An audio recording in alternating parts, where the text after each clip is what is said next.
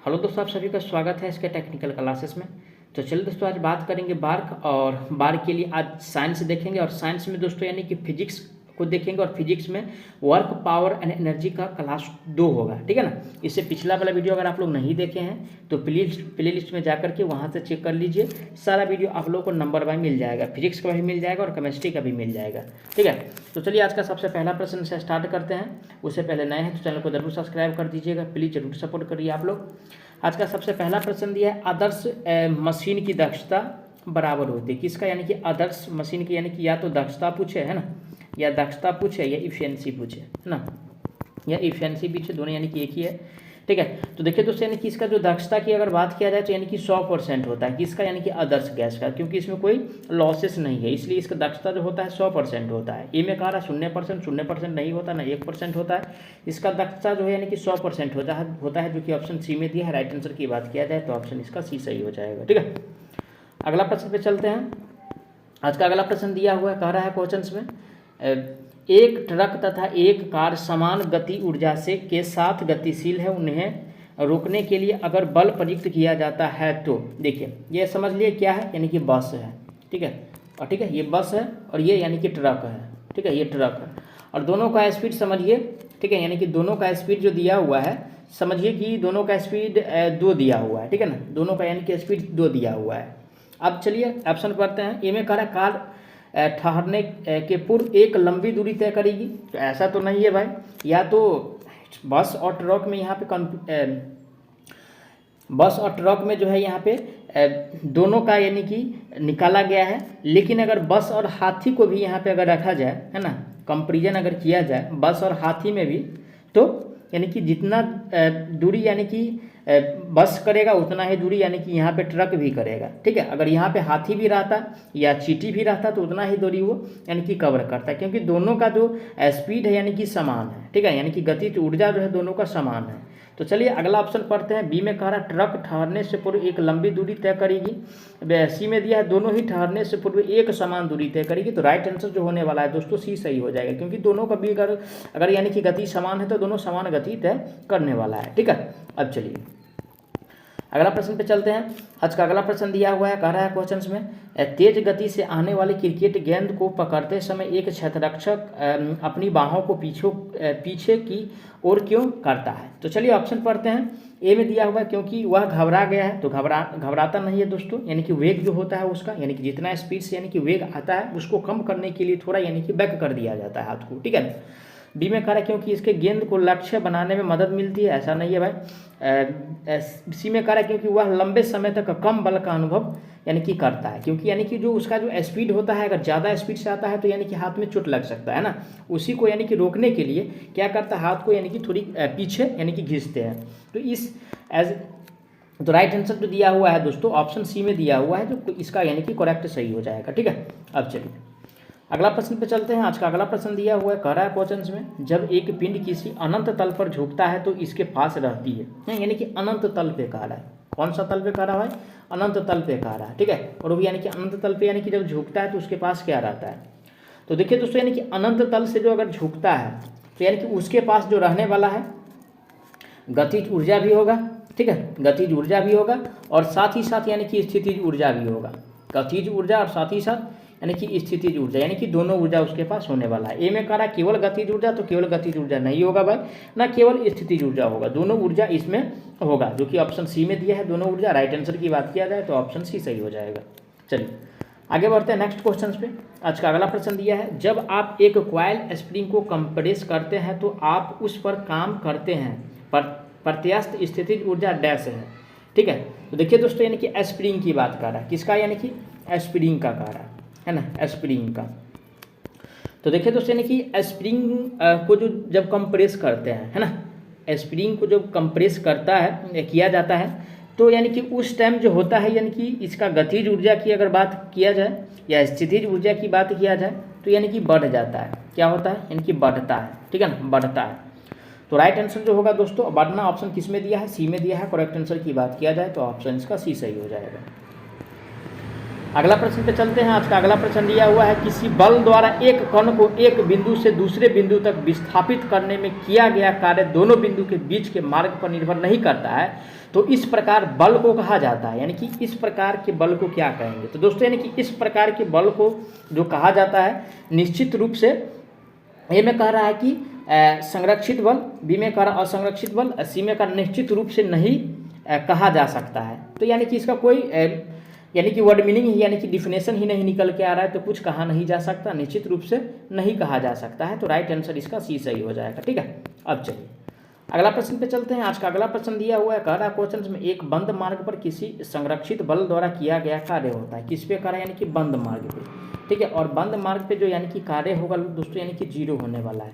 क्या होगा? जीरो होने वाला है। ऑप्शन किस में दिया हुआ है? जीरो।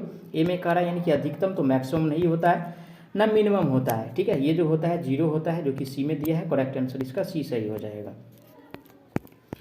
नेक्स्ट क्वेश्चन सच का दिया हुआ है, द्रव्यमान और वेग का गुणनफल क्या कहलाता है? यानी कि द्रव्यमान, ठीक है, द्रव्यमान और यानी कि वेग का गुणनफल। ठीक है, इसको क्या कहेंगे भाई?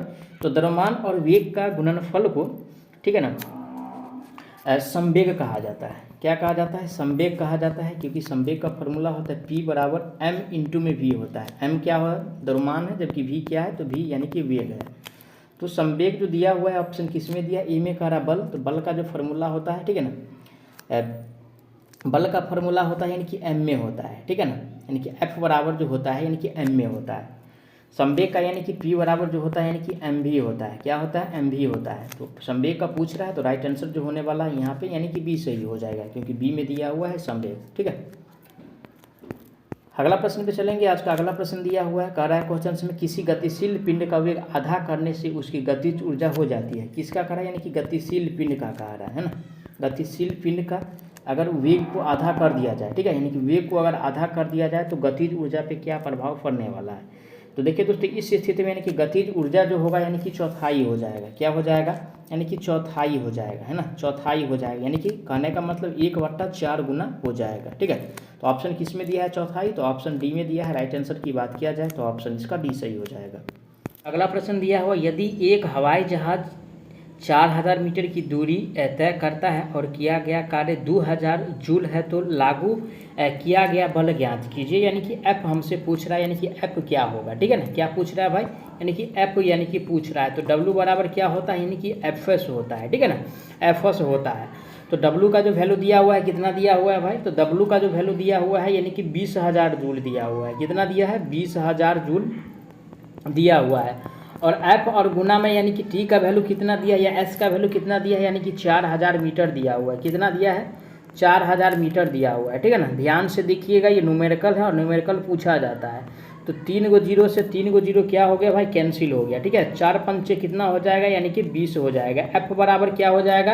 यानी कि 5 न्यूटन हो जाएगा, क्योंकि एफ यानी कि बल का जो यानी कि मात्रक होता है न्यूटन होता है। ऑप्शन किस में दिया है? 5 न्यूटन, तो ऑप्शन ए में दिया है। राइट आंसर की बात किया जाए तो ऑप्शन इसका ए सही हो जाएगा। ठीक है, अब चलिए अगला प्रश्न पे चलते हैं। आज का अगला प्रश्न दिया हुआ है, कह रहा है क्वेश्चन में यदि बल F बराबर 0 इसलिए किया गया कार्य तो W बराबर क्या होगा? ठीक है ना, तो सबसे पहले यानी कि W बराबर क्या होता है? यानी कि एफ एस कॉस थीटा होता है। क्या होता है formula? F S cos theta होता है।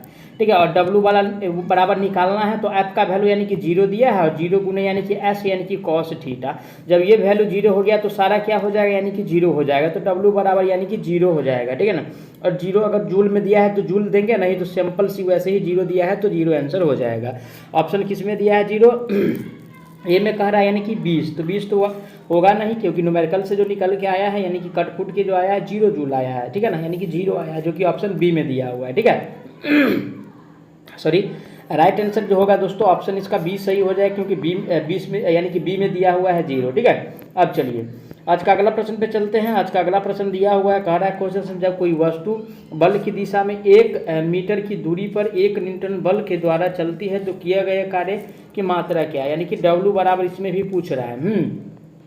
एफ बराबर क्या दिया हुआ है? 1 न्यूटन दिया हुआ है। ठीक है ना उसके साथ यानी कि S बराबर जो दिया हुआ है 1 मीटर दिया हुआ है। तो W बराबर क्या होता है, फॉर्मूला Fs होता है। तो F का वैल्यू कितना दिया हुआ है, 1 न्यूटन, और गुने में यानी कि S का जो वैल्यू दिया 1 मीटर दिया हुआ है, ठीक है। तो 1 न्यूटन मीटर बराबर क्या होता है भाई, 1 न्यूटन मीटर बराबर यानी कि 1 जूल होता है। क्या होता है, 1 जूल होता है। ऑप्शन किस में दिया है भाई, 1 जूल। ए में कह रहा है 10 जूल, तो 10 जूल नहीं होता है, ना 100 जूल होता है, ना 0.01 जूल होता है। ये जो होता है दोस्तों यानी कि 1 जूल होता है, जो कि डी में दिया है। राइट आंसर ऑप्शन इसका डी सही हो जाएगा, ठीक है। अगला प्रश्न पे चलेंगे। आज का अगला प्रश्न दिया हुआ है, क्वेश्चंस में कहा रहा है 10 किलोग्राम वजन वाले सूटकेस को उठाकर एक प्लेटफॉर्म पर खड़े यात्री द्वारा किया गया कार्य। क्या कह रहा है, यानी कि देखिए खड़े यात्री है, और खड़े यात्री क्या करता है भाई, यानी कि 10 किलोग्राम का, ठीक है ना, 10 किलोग्राम का यानी कि 10 केजी का जो कोई बल लेकर के या वजन लेकर के यानी कि खड़ा है। और जब खड़ा होगा कोई व्यक्ति, है ना, जब खड़ा होगा तो इसके बीच जो कोण बनेगा दोस्तों 90 डिग्री का बनेगा। और यानी कि फॉर्मूला में W बराबर क्या होता है, यानी कि Fs cos थीटा होता है, और cos यानी कि 90 डिग्री का वैल्यू कितना होता है, तो 0 होता है। तो इसीलिए इसके द्वारा जो कार्य होगा वो 0 होगा, ठीक है ना। क्या होगा भाई, 0 होगा। चाहे आप यानी कि 5000 केजी का भी अगर वजन उठा करके आप खड़े हैं तो फिर भी आपका जो कार्य होगा 0 होगा, ठीक है ना। तो राइट आंसर जो होने वाला है इसका बी सही हो जाएगा। आगे बढ़ते हैं नेक्स्ट क्वेश्चन पे। आज का अगला प्रश्न दिया हुआ है, क्वेश्चन में कह रहा है निम्नलिखित में से किसमें कोई कार्य नहीं किया जाता है, ठीक है। ए में कह रहा है कपिल अपने कंधे पर 10 किग्रा भार लेकर खड़ा है, ठीक है, तो इसमें तो कोई कार्य होगा नहीं। और ऑप्शन पढ़ते हैं, बी में दिया है सचिन 4 किलोमीटर चलता है, तो जब चला है तो कोई ना कोई कार्य इसके द्वारा किया गया होगा, ठीक है ना, कोई भी कार्य हो लेकिन इसके द्वारा किया गया है। सी में दिया है यानी कि एक कुली किसी बस से किसी कार तक एक वजन ले जाता है, तो ले जाता है, तो इसमें भी कोई ना कोई कार्य है। डी में दिया है अरुण मैदान पर क्रिकेट खेलता है, जब क्रिकेट खेलेगा तो इसमें भी कोई ना कोई कार्य होगा। तो लेकिन नहीं जो होगा दोस्तों, यानी कि कोई भी व्यक्ति अगर कितना भी वजन लेकर अगर खड़ा है एक जगह पे, तो उसके द्वारा जो कार्य होगा बिल्कुल 0 होगा। क्या होगा, बिल्कुल 0 होगा। और वही पूछ रहा है किसके द्वारा कार्य नहीं किया जाता है, तो राइट आंसर ऑप्शन इसका ए होने वाला है, ठीक है। अब चलिए, तो दोस्तों आज का सेशन में बस इतना ही प्रश्न। मैं आशा करता हूँ आप लोग सारा प्रश्न को अच्छा से समझे होंगे। अगर कोई प्रश्न में किसी प्रकार का डाउट रहता है तो आप लोग कमेंट कीजिएगा, आपको जवाब बहुत जल्द मिलेगा। तो चलिए मिलते हैं नेक्स्ट पार्ट में, तब तक के लिए जय हिंद।